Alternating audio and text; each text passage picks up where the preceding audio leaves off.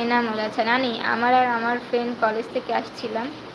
আসার সময় একটা মেয়ে কেমন করে জানি তাকাই ছিল, আবার চশমায় কামড় দিছিল। আমি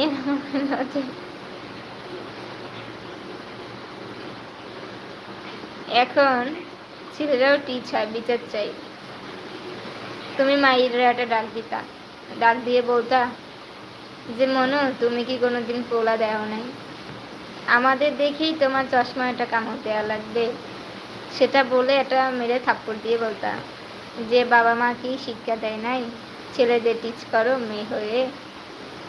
তারপরে দেখতা কি বলে।